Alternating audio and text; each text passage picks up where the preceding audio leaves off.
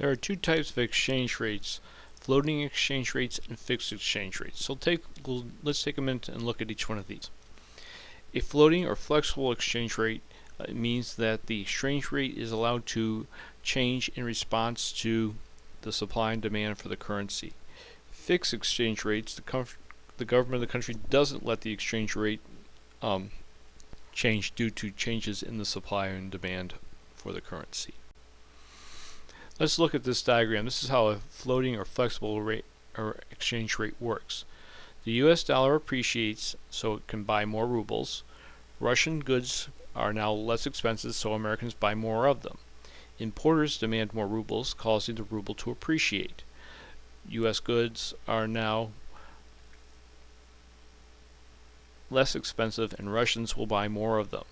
Importers now will demand more dollars, causing the dollar to appreciate.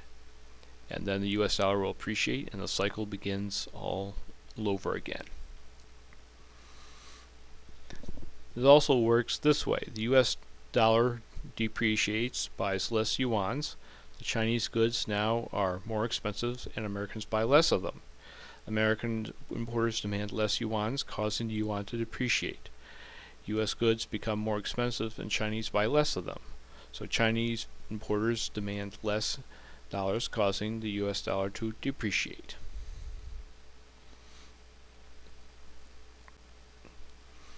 The government of the country doesn't have to let the exchange rate change in response to supply and demand for the currency. This is known as a fixed exchange rate. A government will buy or sell its currency to keep the exchange rate at a particular point or near a particular point. Let's take a look at it.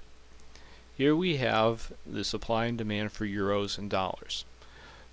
The dollar starts appreciating by shifting to the right, the demand for it,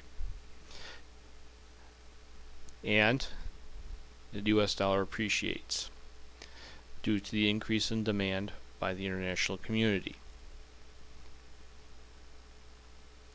The US government starts buying euros, causing it to appreciate. Other countries will start to sell euros. As more countries buy euros, the demand for the dollar decreases, causing it to depreciate. And it returns to its original point. The point here is that the government manipulates the exchange rate in order to cause it to appreciate or to depreciate as it needs to achieve its trade goals. The exchange rate has a lot of problems. Fixing the exchange rate has lots of problems. If a country cannot successfully fix the exchange rate at a point at which is, then it must choose another lower exchange rate.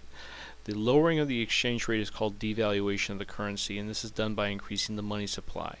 Revaluation, on the other hand, is the process of increasing a fixed exchange rate.